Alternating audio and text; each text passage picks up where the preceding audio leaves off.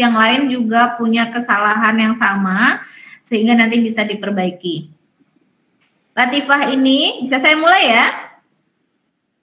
Bisa, Bu. Latifah ini judulnya ekstrak daun stevia pengganti aspartam pada permen. Nah, kita langsung fokus ke tinjauan pustaka. Harapan saya, dan memang ini urutannya sudah sampai tinjauan pustaka, berarti judul, latar belakang, rumusan masalah, batasan masalah, tujuan penelitian dan manfaat penelitian sudah dikerjakan, tapi belum mungkin finishing ya, belum sempurna, nggak apa-apa, tapi sudah dikerjakan. Karena nanti yang bab 1 itu akan saya minta dikumpul minggu depan untuk penilaian UTS. Jadi bab 1 untuk saya ambil sebagai penilaian UTS ya.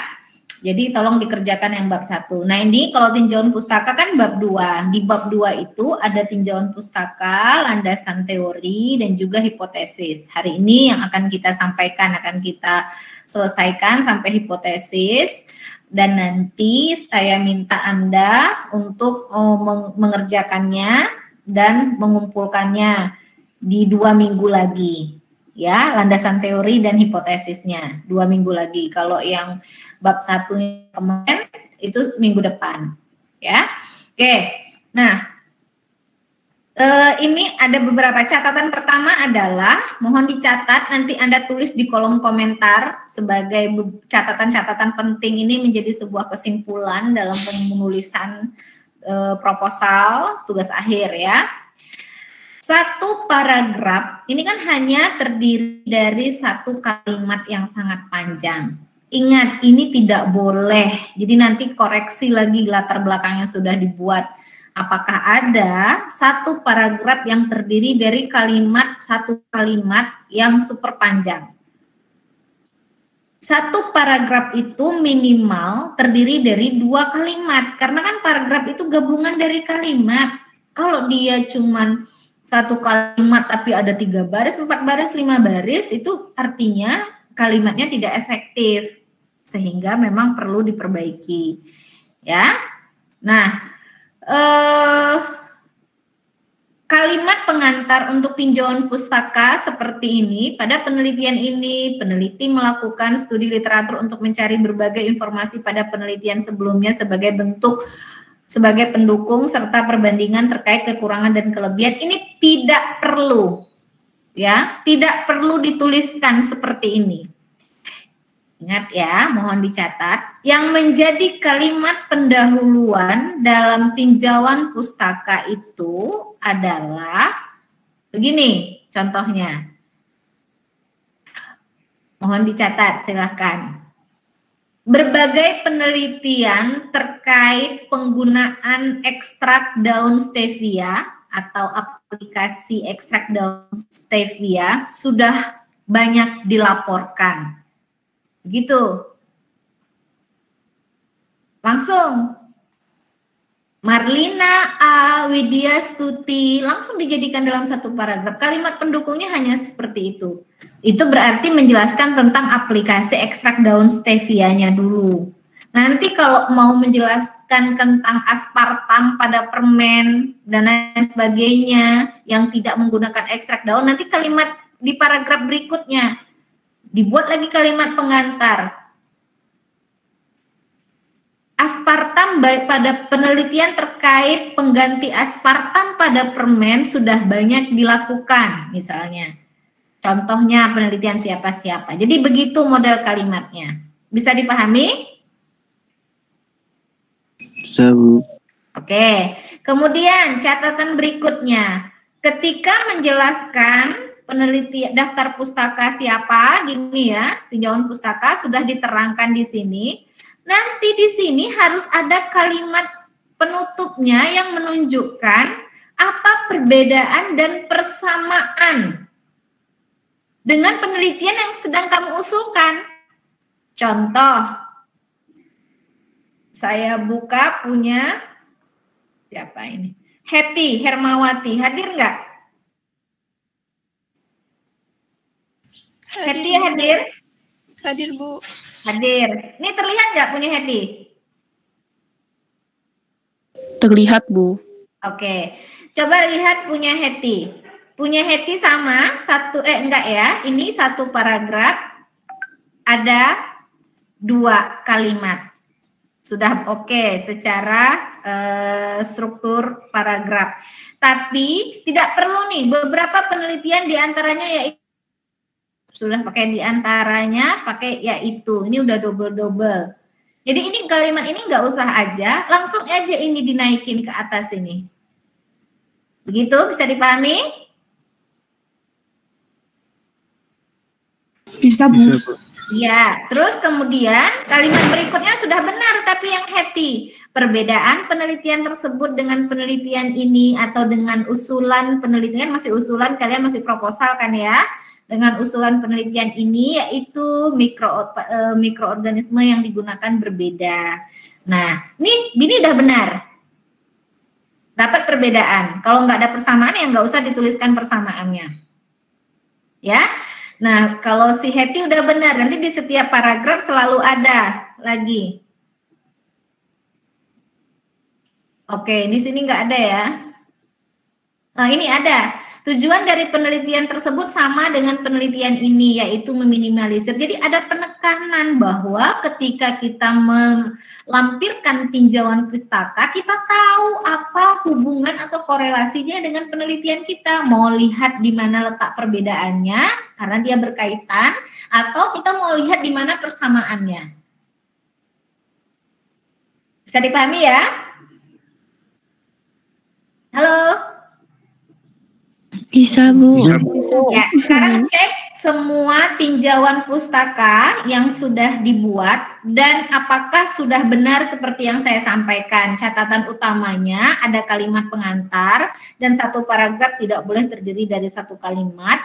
Dan setiap kita menerangkan satu buah tinjauan pustaka, kita harus bisa menjelaskan apa perbedaan dan persamaannya. Boleh kedua-duanya atau mau dibuat perbedaannya saja yang mau ditekankan atau persamaannya yang mau ditekankan boleh. Tapi kalau mau dibuat dua-duanya lebih baik itu sehingga posisi penelitian kalian itu jelas di mana. Karena di tinjauan pustaka inilah nanti Anda bisa membuktikan kebaruan penelitian Anda bahwa penelitian yang sudah disampaikan di latar belakang kan ya. Oh, makanya kebaruan penelitian saya ini adalah di sini. Nah, di sini Anda membuktikannya. Iya nih, ini makanya posisinya dengan penelitian-penelitian lain, posisi saya di sininya. Terlihat perbedaan dan persamaannya di mana. Begitu. Jadi disinilah bagian yang membuktikan kebaruan penelitian yang sudah disampaikan di latar belakang. Bisa dipahami ya? Untuk tinjauan pustaka ada masalah silakan ditanyakan. Untuk tinjauan pustaka. Izin bertanya, Bu. Silakan. Siapa ini sebut nama ya? Ada Muhammad Noval, Bu. NIM 08. Iya, silakan. Oke. Gimana Muhammad Noval? Jadi terkait tinjauan pustaka ini kan menggunakan penelitian terdahulu. Iya. Saya ingin menanyakan kembali sekaligus penegasan, Bu. Ada batasan nggak penelitian ini berapa tahun sebelum kita gitu, Bu? Oke, kemarin 2 minggu yang lalu datang nggak Noval? Mas Datang, hadir Bu. nggak? Hadir, Bu. Cuman saya ingin menanyakan ulang saja, Bu. Supaya lebih pasti. Ingat nggak berapa lama saya sampaikan kemarin? Di 2 minggu yang lalu. 10 tahun, Bu. 10 tahun. 10 tahun, Bu. Iya, 10 tahun. Tapi kalau bisa 5 tahun lebih baik, ya.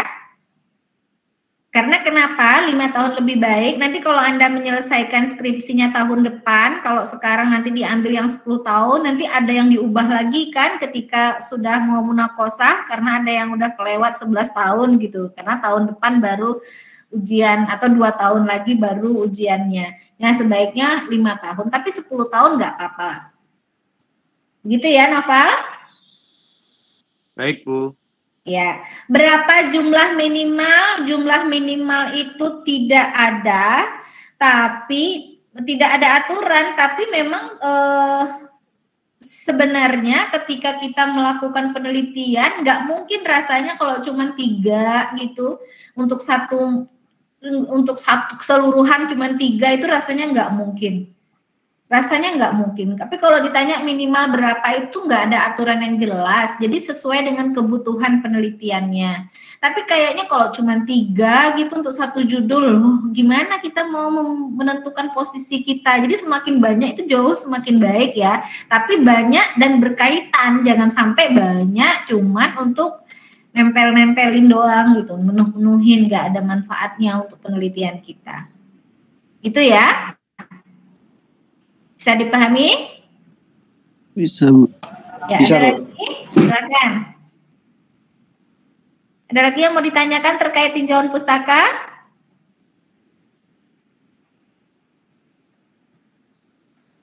Nggak ada ya? Kalau nggak ada, kita lanjut ke landasan teori. Apa bedanya tinjauan pustaka dengan landasan teori? Kalau landasan pustaka itu adalah, kalau tinjauan pustaka adalah hasil penelitian-penelitian sebelumnya yang terkait dengan usulan penelitian kita. Kalau landasan teori itu adalah teori-teori yang mendukung penelitian kita. Jadi apapun teori yang mendukung penelitian kita, masukkan di landasan teori. Ini contohnya ya. Ketika penelitian kita membahas tentang enzim, ya udah masukkan enzim itu apa, terus terdiri dari berbagai jenis enzim. Mungkin kalau kita mau melakukan isolasi enzim, metode isolasinya. Nah, itu dijelaskan di dalam landasan teori. Tampilannya seperti ini. Jadi ada langsung model per subbab teori-teori yang dibutuhkan. Bagaimana cara ini kelihatan ya? Yang saya tampilkan landasan teori kelihatan? Kelihatan. Sekarang saya balik ke penelitiannya Hetty tadi. Hetty apa tadi? Hetty ini. Kalau judulnya Hetty, peningkatan kualitas limbah ampas tahu sebagai pakan ternak menggunakan Candida utilis. Berarti menurut Anda apa saja teori-teori yang perlu Hetty tambahkan? 1. Limbah, Bu. Limbah Ya, terus boleh. pertama spesifiknya limbah ampas tahu gitu. Limbah dan juga tentang parameter kualitas limbah kan? Iya, Bu. Iya, Bu. Jadi detail terkait parameter kualitas limbah itu, kualitas limbah itu ditentukan dari apa parameternya. Nah, itu ada detail di teori. Apalagi ampas tahu. Kita tahu komposisi tahu itu seperti apa dan komposisi ampas itu seperti apa. Dijelaskan lagi dengan berbagai literatur ya. Apalagi?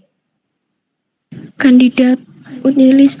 Ya, terkait Candida utilis. Ini sebenarnya apa, tumbuhan, tanaman apa, terus dia jelaskan dari taksonomi dan lain sebagainya, terus apa kelebihan, termasuk komposisi juga ya, apa kandungan yang ada di dalamnya. Dijelaskan juga di landasan teori. Apalagi?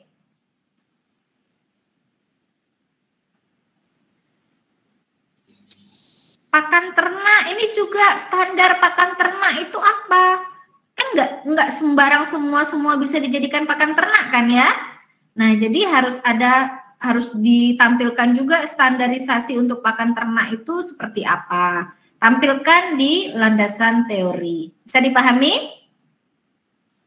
Bisa, Ibu. Bisa, Bu. Nah, sekarang kalau penelitiannya Latifah sudah masuk belum? Belum juga, berarti nggak hadir nih Latifah. Ekstrak daun stevia pengganti aspartam pada permen. Latifah kelas A atau kelas B? A, Bu. Kelas A ya. Ini padahal di jamnya loh perkuliahan tanpa izin ya. Nggak ada konfirmasi dan lain sebagainya ya. Oke. Nah, kalau yang Latifah ini apa saja kira-kira landasan teorinya? Ekstrak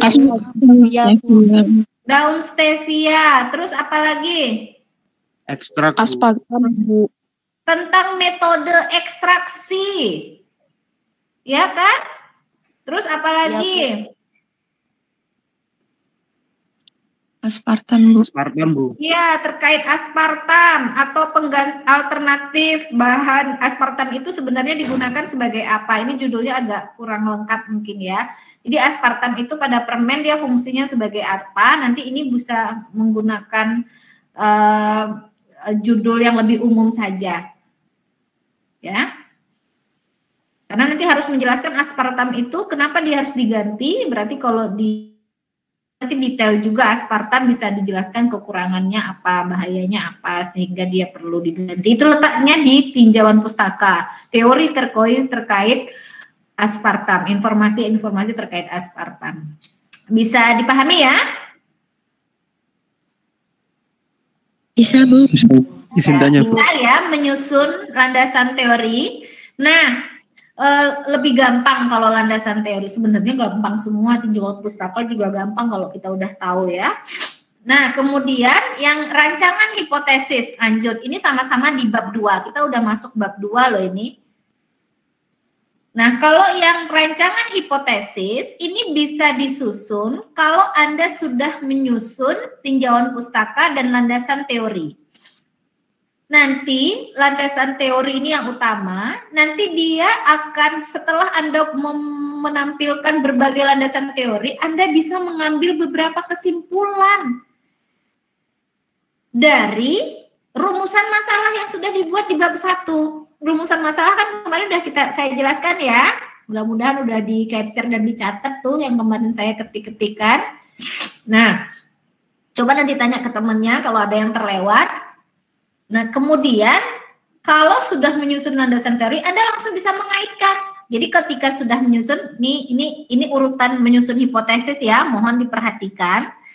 Kalau sudah masuk ke bagian hipotesis, Anda kembali lagi ke bagian rumusan masalah. Harus, ini rumusan masalah. Kemudian Anda coba mikir, kira-kira apa jawaban dari rumusan masalah yang sudah disampaikan berdasarkan tinjauan pustaka dan landasan teori yang sudah Anda tampilkan.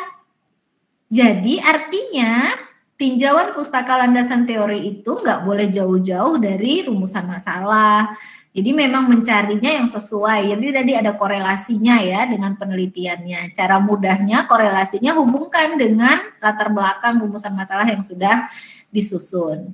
Jadi ketika mau menyusun hipotesis, balik ke rumusan masalah. Baca rumusan masalah. Karena ketika rumusan masalahnya ada 3, minimal hipotesisnya juga ada 3.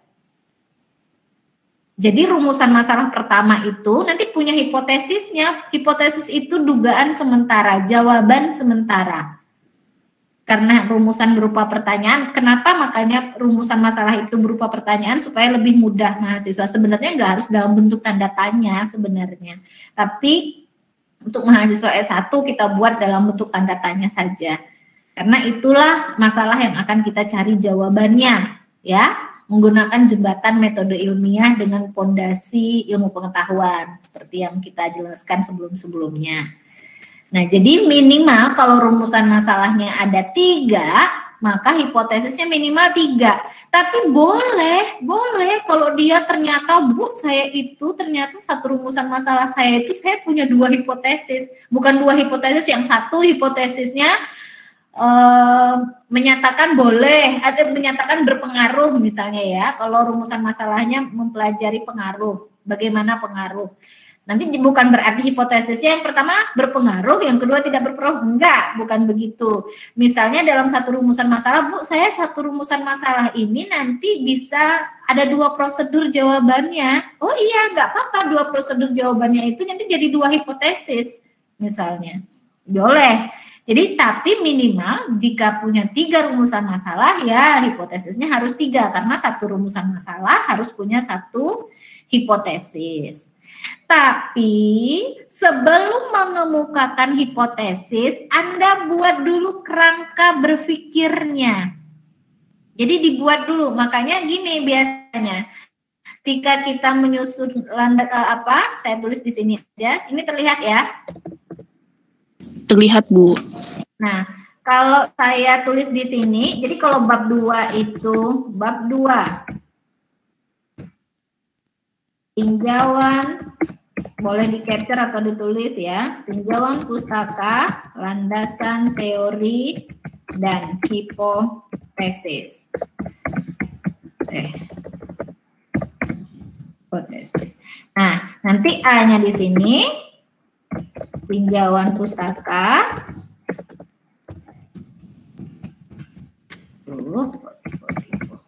tinjauan pustaka, B-nya landasan teori, T-nya kerangka berpikir dan hipotesis. Boleh. Kalau mau dituliskan hipotesis saja, boleh juga. Tapi ada dosen kadang-kadang yang minta ditulis aja ada kerangka berpikirnya. Jadi biar jelas. Meskipun ketika kita menuliskan hipotesis, juga dituliskan kerangka berpikirnya dulu, baru mengemukakan hipotesis. Jadi gini nanti ya. Nah, kita kembali ke slide satunya lagi yang tadi. Nah, ini contohnya. Ini nggak usah aja, yang bikin agak pusing nggak usah aja. Nah, ini. Lihat ya. Terlihat, Bu. Nah, ini contoh rumusan hipotesis dengan kerangka berpikir. Hipotesisnya gini, atau kerangka berpikirnya begini. Reaksi esterifikasi dapat dilakukan dengan menggunakan suatu klorida asam atau menggunakan reagen ester tersubstitusi halida. Sehingga dapat dikemukakan, nah itu Anda perlu menuliskan, sehingga dapat dikemukakan hipotesis 1, misalnya kalau ini 1 ya, sebagai berikut.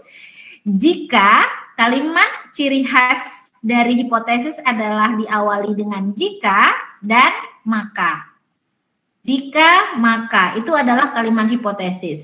Jika gugus hidroksi pada senyawa resorsinarena dilakukan reaksi esterifikasi menggunakan reagen etil 2-kloroasetat, maka akan diperoleh turunan ester resorsinarena. Karena ini merupakan reaksi esterifikasi, ya, dengan menggunakan reagen ester tersubstitusi. Ini dia menggunakan reagen ester tersubstitusi. Begitu. Ini organik banget. Oke, kita cari yang bukan organik ya. Ini kayaknya organik sekali ya. Oke, ini tentang absorpsi. Contohnya, proses absorpsi antara ion logam dengan adsorben akan mencapai keadaan setimbang pada kisaran waktu tertentu. Ini kerangka berpikirnya. Teori ini Anda dapatnya nanti ketika mempelajari di landasan teorinya tentang adsorpsi. Ya. Nah, sehingga dapat dikemukakan hipotesis sebagai berikut. Jika pola absorpsi ion logam dipengaruhi oleh waktu kontak antara adsorben dengan adsorbat, adsorbatnya ion logam, maka proses absorpsi akan mencapai keadaan kesetimbangan pada waktu interaksi tertentu. Ini hipotesisnya, dugaannya. Bisa dipahami? Atau susah? Masih Insya Allah bisa, Bu. Bisa ya. Nah, coba saya kasih contoh, siapa yang mau memberikan rumusan masalahnya, siapa? Contohnya. Coba bacakan rumusan masalahnya supaya kita bisa bagaimana menyusun hipotesis.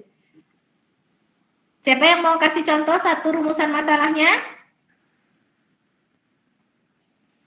Ada yang mau nggak? Ya, silakan. Ayo, saya ketikkan.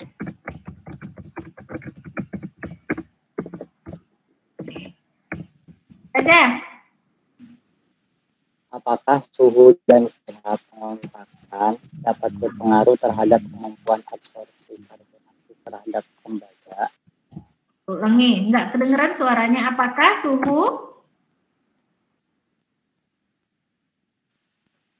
Apakah suhu dan pH pengontakan? Dan pH? Pengontakan. Apa? Pengontakan, Bu. Jadi pengontakan adsorben dengan adsorbat. Saya enggak dengar. Apakah suhu dan pH? Dan pH pengontakan, Bu. Oh, pH pengontakan. pH pengontakan. Coba dibaca aja dulu. berpengaruh terhadap kemampuan absorpsi karbon aktif terhadap tembaga. Pengaruh absorpsi ya? Iya, Bu. Absorpsi karbon aktif terhadap tembaga. Gini ya. Siapa ini tadi? Siapa ini? Mana, Bu? Namanya siapa? Yogi, Bu. Yogi. Oke. Jangan Yogi terus harusnya ya. Harusnya tema lain. Kemarin Yogi udah ya belum? Ketika latar belakang. Sudah, Bu. Belum ya?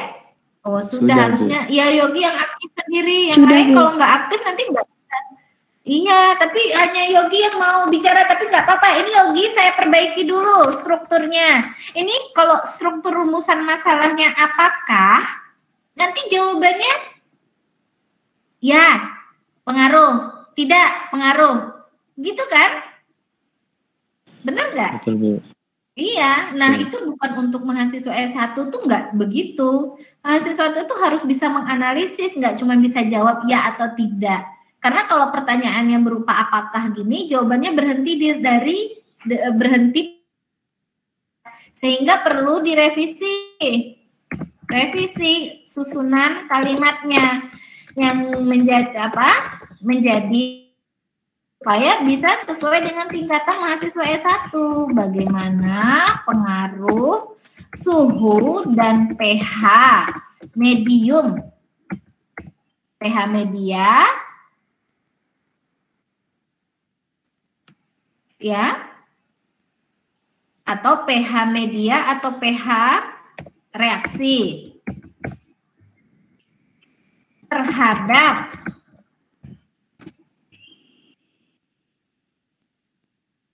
absorpsi, kebalik ini juga absorpsi tembaga.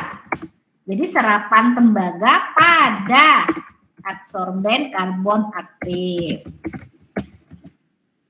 Nah, nih diganti gini ya. Yang lain boleh nanti satu lagi kita bahas. Silakan siap-siapin. Jangan Yogi terus. Nih begini ya Yogi. Bagaimana pengaruh suhu dan pH media reaksi terhadap absorpsi tembaga pada adsorben karbon aktif?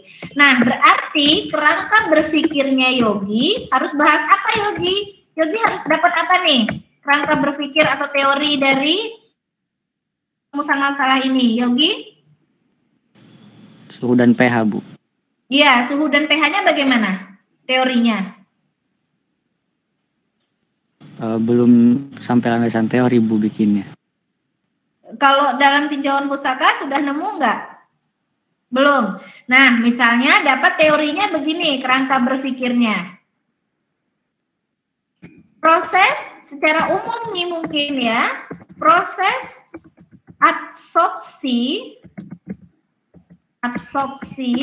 absorbat pada adsorben. Adsorbannya kan di sini tembaga. Dipengaruhi berbagai faktor seperti pH media, waktu kontak, ya. Waktu kontak dan konsentrasi adsorben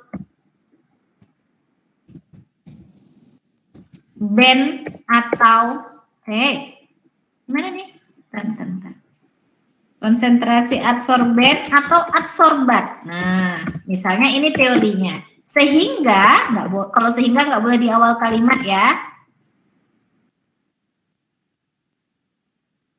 Sehingga dapat dikemukakan hipotesis 1 sebagai berikut. Tulis, caranya gini ya, strukturnya nanti hipotesis 1. Jika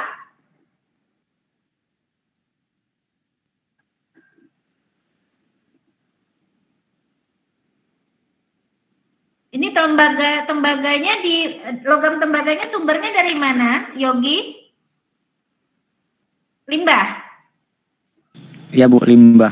Nah, jika limbah X yang mengandung logam tembaga diinteraksikan dengan adsorben. Adsorbennya apa tadi? Karbon aktif pada udah karbon aktif, maka suhu dan pH media akan mempengaruhi kapasitas absorpsi, atau nggak usah bicara kapasitas ya, karena Yogi nggak melakukan optimasi, untuk konsentrasi ya, konsentrasinya enggak. Jadi maka suhu dan media akan mempengaruhi kemampuan adsorben karbon aktif dalam mengabsorpsi logam tembaga. Nah, begini. Ada dua ya, tidak berhenti di sini. Mohon dicatat nih, tidak berhenti di sini. Kerangka berpikir, kemukakan hipotesis, dan hipotesis 1 setelah dikemukakan hipotesis 1 dibuktikan dengan cara apa? Misal, kita langsung saja ya. Hipotesis 1 dibuktikan dengan cara menginteraksikan limbah dengan adsorben pada berbagai variasi suhu dan pH media. Nanti detailnya bagaimana cara menginteraksikannya itu ada di bab 3, masuk ke metodologi. Tapi di kerangka berpikir di bab 2 hanya sampai seperti ini. Nah, ini dicatat ada 3 begini, ketika masuk kepada kerangka berpikir dan hipotesis. Jadi strukturnya ada kerangka berpikir, jadi ringkasan dari landasan teori yang dibuat yang mengarahkan pada hipotesis yang dikemukakan, lalu bagaimana cara membuktikannya. Bisa dipahami? Bisa Bu. Ya, ada mau yang kasih satu lagi contoh rumusan masalah? Saya Bu. Ya, namanya sebutkan. Siapa nih? Saya Bu. Ya, namanya? Indah Bu. Ya, Indah. Apa judul rumusan masalahnya? Saya buat Rumusan 2. masalah yang pertama itu bagaimana proses pembuatan alat filtrasi botol bersusun yang bisa mengubah air rob menjadi air bersih dengan memanfaatkan barang bekas dan adsorben alami Bu. Gimana? Indah, ulangi coba. Bagaimana Ya, proses baca dulu. Coba semuanya dulu. alat filtrasi botol bersusun yang bisa mengubah air rob menjadi air bersih dengan memanfaatkan barang bekas dan adsorben alami Bu. Gimana itu rumusan masalahnya kalau bagaimana gitu? Jawabannya apa? Ini desain alat berarti ya? Indah? Ini yang dimau bagaimana? Indah Itu nanti Bu, kan ada beberapa alatnya kita bikin sendiri gitu Bu. Ya, ada beberapa desain alat begini. Yang ditanya bagaimana cara menyusun desain alat itu. Berarti nanti ada beberapa desain alat terus dicek yang mana yang paling efektif. Atau coba rumusan masalah yang lainnya, Indah. rumusan masalahnya yang lain itu hasil uji coba alatnya sama hasil airnya gitu, Bu. Coba kalimatnya bagaimana? Yang kedua itu bagaimana hasil uji coba yang diperoleh dari filtrasi botol bersusun aerop menjadi air bersih, Bu. Bagaimana hasil uji cobanya? Yang mau diuji apa parameternya? Ini masih sangat umum sekali nih. Kalau begini yang pengen diuji itu rasa, pH, sama warnanya, Bu. Oke, jadi gini, bagaimana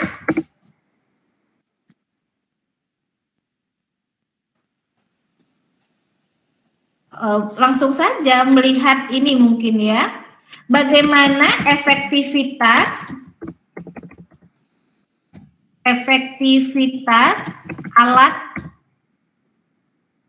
alat filtrasi X gitulah ya. Alat filtrasinya X-nya Indah, yang Indah sampaikan panjang tadi, tapi memang itu kalimatnya belum efektif yang punya Indah itu, nanti harus diringkas lagi. Alat filtrasi X berdasarkan, jadi bagaimana efektivitas alat filtrasi X kan berarti dia sudah dicoba berdasarkan parameter apa saja tadi? pH, rasa, sama warna. pH dan warna misalnya ya. Sebentar, tadi alatnya digunakan untuk apa, Indah?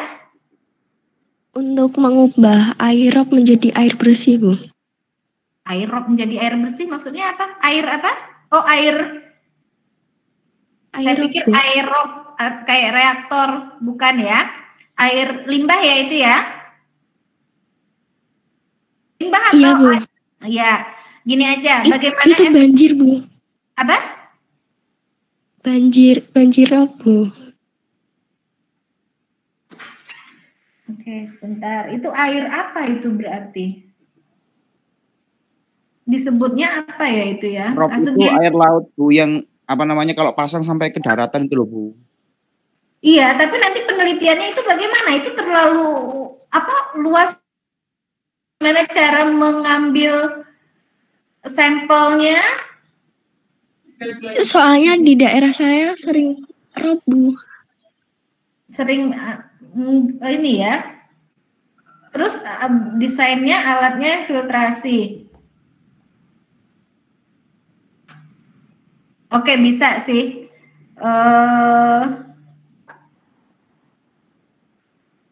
Alat filtrasi X untuk penyaringan air gitu saja ya. Untuk penyaringan air berdasarkan parameter pH dan warna, mungkin begitu rumusan masalahnya. Tapi nanti harus dilihat memang landasan apa tinjauan latar belakangnya harus detail dulu supaya bisa menyusun rumusan masalahnya yang lebih tepat ya. Misalnya begini, bagaimana efektivitas alat filtrasi X untuk penyaringan air berdasarkan parameter pH dan warna. Berarti teorinya apa? Rangka berpikirnya? Indah? Rangka berpikirnya apa? Parameter pH dan warna, Bu. Iya, parameter pH dan warnanya bagaimana? Jadi terkait ini kan, kualitas air bersih. Bukan, enggak parameter pH dan warnanya, tapi lebih ke desain alatnya. Desain alat filtrasi dengan seperti apa gitu. Desain alat filtrasi yang Indah buat, apa kelebihannya alat filtrasi yang Indah buat ini? Mudah dibuat, Bu, dan harganya murah. Ya, terus dia menggunakan adsorben tadi. Iya, Bu. Desain alat filtrasi sederhana dengan adsorben apa? Adsorben alami, Bu. Ini juga harus jelas ya, adsorben alaminya apa, itu kelebihannya apa, dijelaskan. Kelebihannya dengan memiliki kelebihan apa? Ini harus ada. Ini saya juga nggak bisa jawab ya Indah, karena nggak tahu detail penelitiannya Indah. Adsorben alami yang dipakai juga apa? Desain alat filtrasi, jadi saya buatkan struktur kalimatnya aja. Alat filtrasi sederhana dengan adsorben alami memiliki kelebihan apa? Sehingga, jadi mungkin nanti kelebihannya ada kaitannya dengan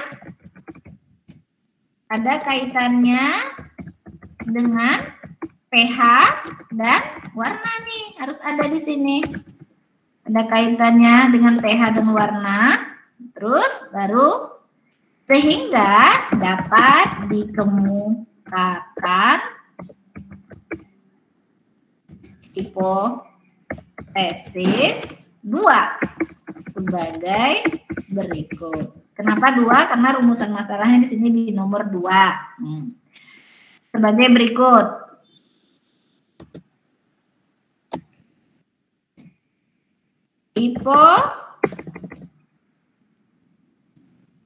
Hipotesis 2. Jika air, apa tadi, air rob ya? Air laut lah ya. Di air laut itu apa sih? Saya kurang tahu detailnya ya. Anggap aja air laut. Di filtrasi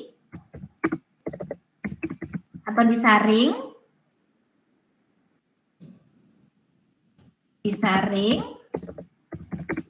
menggunakan alat filtrasinya Indah, alat filtrasi sederhana, misalnya sederhana dengan adsorben apa tadi, alami, apa harus jelas, tapi ya alaminya nggak bisa harus apa, alaminya tuh macam-macam kan, adsorben alami macam-macam, tapi harus jelas di hipotesis, di rumusan masalah. Maka akan diperoleh air bersih misalnya dengan pH dan warna yang memenuhi standar kualitas air bersih. Berarti nanti ini di landasan teori ada harus menjelaskan standar kualitas air bersih berdasarkan SNI apa-apa itu harus ada di dalam landasan teorinya. Bisa dipahami? Bisa, Bu. Nah, jadi nanti sih silakan di capture atau bagaimana. Nanti silakan kalau ada pertanyaan dituliskan, Bu, kalau saya rumusan masalahnya ini di WAG, di WA group ya. Terus saya kerangka berpikirnya gini, hipotesisnya begini, udah benar belum, Bu? Minta tolong dikoreksi, itu boleh 24 jam silakan dituliskan di grup WA. Sebelum dikumpulkan. Bisa dipahami? Ada pertanyaan terkait landasan teori dan hipotesis? Izin bertanya, Bu. Ya, silakan namanya. Yang Ilham Nurpambudi NIM 046. Yang tadi bagian landasan teorinya judulnya HETI itu, Bu. Judulnya? HETI. HETI. Itu kalau pakan ternaknya itu landasan teorinya itu menjelaskan, kan ternak itu kan banyak ya, Bu. Jadi jelasin pakan ternaknya sapi, jelasin pakan ternaknya ayam, gitu juga tuh, Bu. Iya, atau judulnya di spesifik. Harus cari standar kualitas pakan ternak. Entah sapi, entah ayam, apakah dia punya standar khusus? Jadi kalau pakan ternak itu komposisinya harus gitu, harus dicari. Atau judulnya di spesifik, misal ternak sapi atau... Iya, kalau misalnya memang ada, dicari dulu ya, ada nggak standarisasinya untuk pakan ternak yang sapi, ayam itu beda gitu, kambing juga sama saja, yang jelas termasuk golongan ternak, pakan ternaknya dia standarisasinya secara umumnya ada ABCD misalnya. Baik, Bu, terima kasih. Bisa. Oh ya, oke. Ada lagi yang lain? Berarti sudah bisa menyusun sampai hipotesis. Itu yang saya ingatkan berulang-ulang. Kalau sekali nggak mengerjakan, ya nanti akan ketumpuk-tumpuk. Ini sampai pertemuan terakhir masih ada terus sampai nanti kalian berhasil menyusun tinjauan daftar pustaka. Sampai berhasil menyusun daftar pustaka. Hari ini kita sudah sampai di bab 2 selesai ya. Bab 1 saya minta dikumpulkan minggu depan. Nanti minggu depan nggak ada perkuliahan, tapi harus mengumpulkan bab 1 sebagai, jadi saya anggap sebagai UTS ya, yang minggu depan. Pertemuan ke-8-nya yang UTS, pertemuan 9 yang hari ini gitu. Tapi dikumpulkannya minggu depan. Nanti di SIA-nya kalian akan melihat UTS-nya tetap di pertemuan 8 ya. Pertemuan yang hari ini saya undur ke pertemuan 8. Ke pertemuan 9. Jadi minggu depan akan saya buka waktu pengumpulan UTS maksimal di hari Kamis jam 16 sore minggu depan untuk bab 1. Itu saya ambil nilainya untuk nilai UTS. Jadi kalau mau nilainya A, metopen ya maksimalkan lah di sini. Nanti kalau ada yang perlu diremedi, nanti saya kasih waktu untuk remedi, tapi nanti nilainya nggak akan maksimal lagi kalau udah remedi. Itu remedi itu juga kalau yang paling parah, kalau misal nilainya bisa bikin nilainya jadi C minus ke bawah sampai E gitu. Itu baru saya kasih remedi. Kalau enggak juga enggak saya kasih remedi. Kalau nilainya cuma B per C, C plus enggak saya kasih remedi. Jadi harus yang benar-benar usahakan maksimal. Dan Anda boleh bertanya, tanyanya nggak boleh japri, bertanya harus di grup WA supaya bisa kita pelajari bersama-sama. Kalau japri nggak saya bales ya pertanyaannya, jadi japri di grup WA, tanyalah di grup WA. Jadi kalau misalnya masih bingung, ragu, jangan disimpan, jangan mengumpulkan tugasnya nanti asal-asalan, tapi silahkan didiskusikan di grup WA. Ingat itu ya, udah saya kasih kesempatan itu, silahkan boleh 24 jam. Nanti saya balasnya juga seselonya. Kalau saya nggak balas, di up gitu, biar naik, biar muncul lagi, nggak tenggelam maksudnya. Tuh, ada pertanyaan bisa dipahami? Izin bertanya, Bu. Iya, silahkan. Saya Adeline dari NIM 015. Izin bertanya terkait tugas minggu depan itu kan judulnya harus selaras sama yang tugas yang kemarin sudah dikumpulkan ya, Bu? Iya. Nah, terus kalau misalnya saya mau ngulang aja, Bu, judul yang kemarin, jadi saya buat ulang yang bab 2 sekalian saya kumpulin buat tugas besok gimana, Bu? Boleh.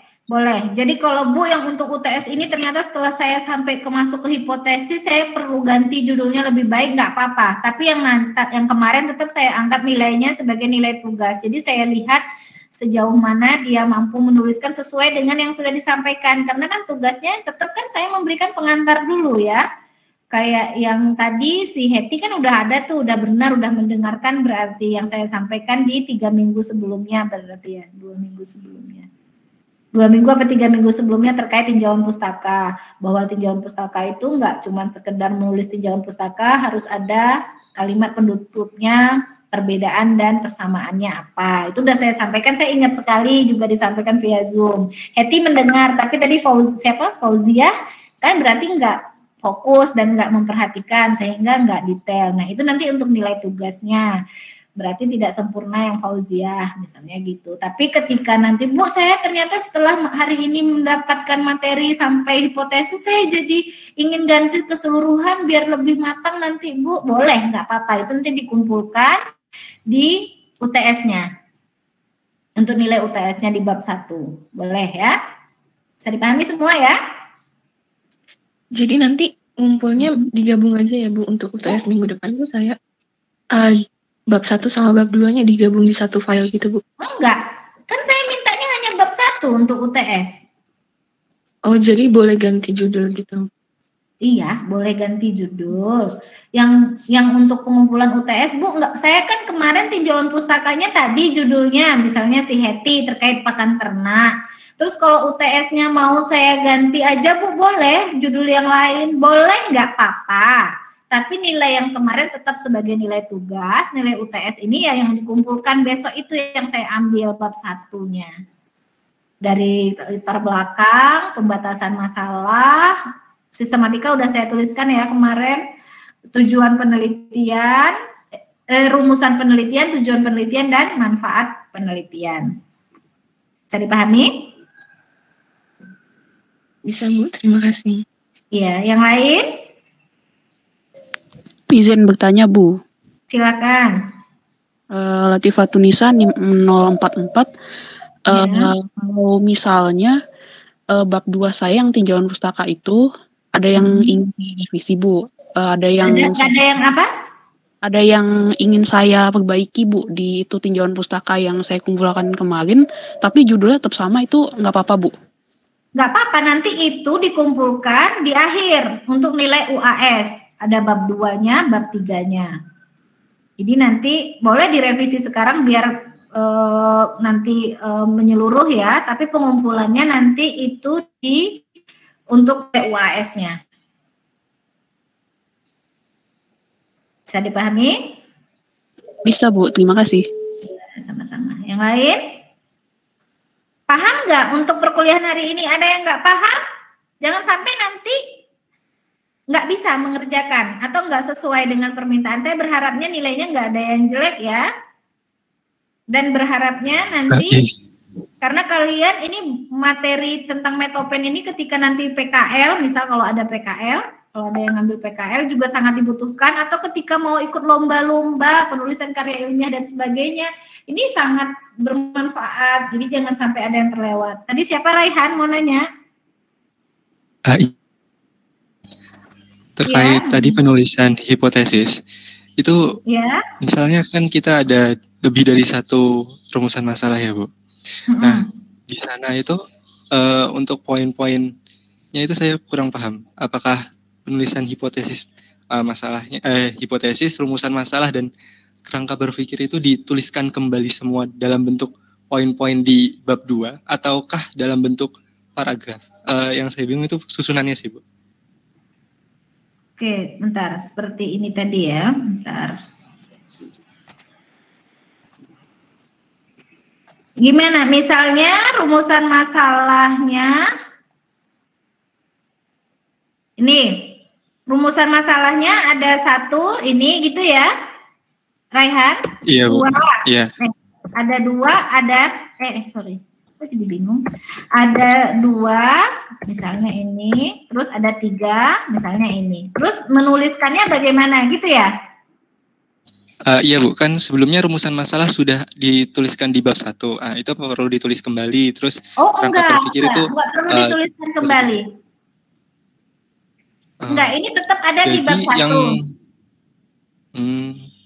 Yang dituliskan untuk di kerangka berpikir dan hipotesis itu bagian yang kerangka berpikir dan hipotesisnya saja. Iya, hanya dibuat dalam bentuk di sini. Enggak, gini, jadi nanti ini sudah masuk kerangka berpikir dan hipotesis, ya sudah, langsung di sini. Nah, ini nggak perlu ditulis ya. Ini, gini, nah. Jadi ada kalimat aja, ada kalimat pengantar berupa kerangka berpikirnya. Saya rapiin deh, biar nanti sekalian rapi. Nah, jadi gini, kerangka berpikir dan tesis.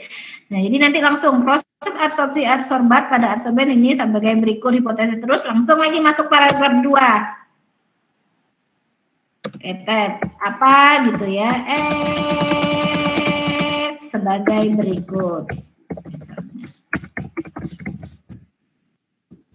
Hipotesis 2.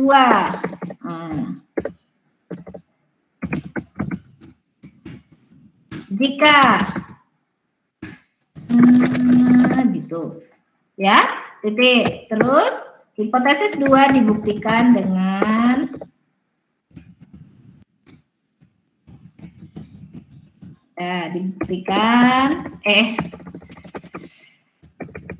dengan macam-macam. Terus masuk lagi paragraf berikutnya untuk tab untuk pengantar yang hipotesis 3. Bisa dipahami, Raihan? Iya, bisa, Bu. Oke, jadi langsung Satu lagi, Bu.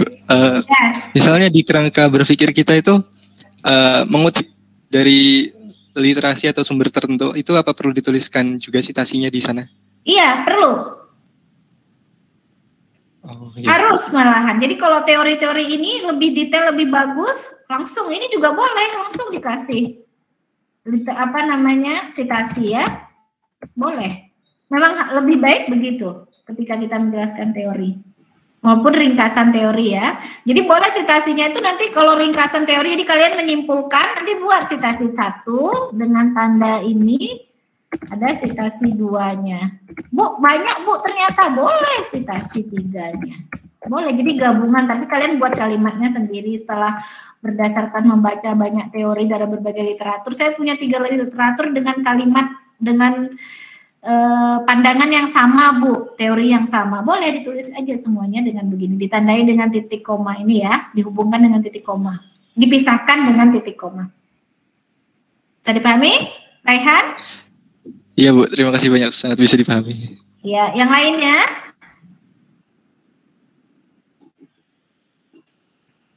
Yang lainnya bagaimana? Sudah ya? Bisa ya? Halo, tidur?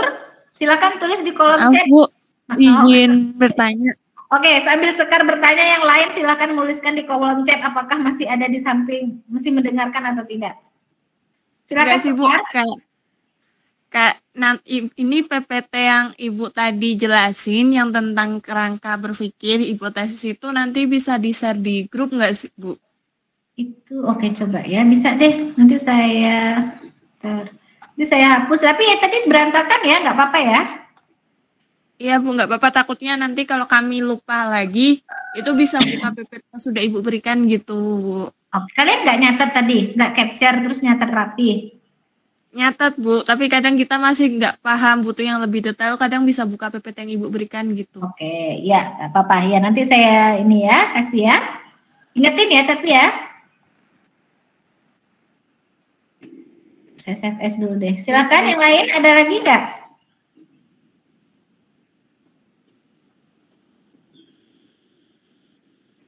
PPT atau apa ya? PPT apa yang saya coret-coret? Kalau PPT nggak apa-apa Bu. PPT yang mana? PPT yang tadi jelasin Kak, kerangka PPT-nya aja ya. Kalau PPT udah rapi, nanti saya share PPT-nya. PPT boleh. Kirain saya yang saya coret-coret tadi. Yang saya coret-coret udah kan ya?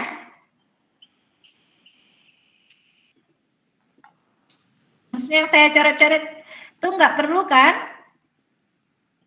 Yang saya ketik-ketikin tadi itu nggak perlu? Udah dicatat oleh kalian? Kalau bisa perlu Bu. Atau kalau yang udah nyatet boleh di-share deh, boleh di-sharing. PPT nanti saya share di laman daring aja ya. Sama yang coret-coret.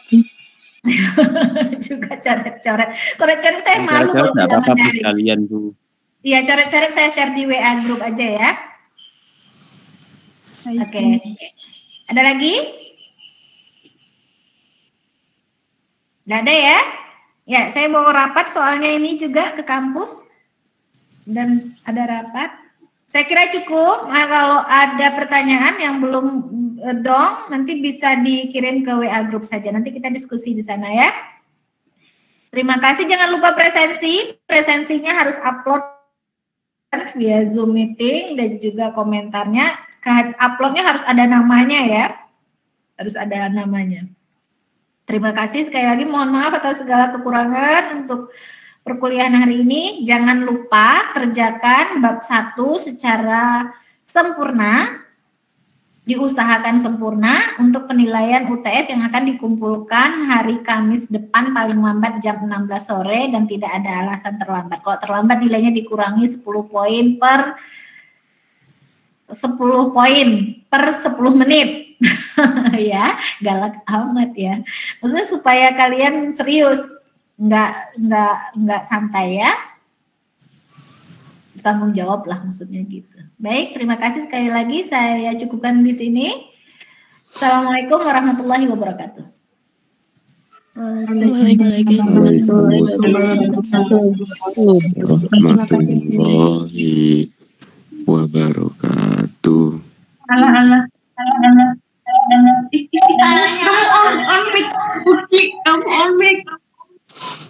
Ibunya mau rapat, guys, rapat CFC.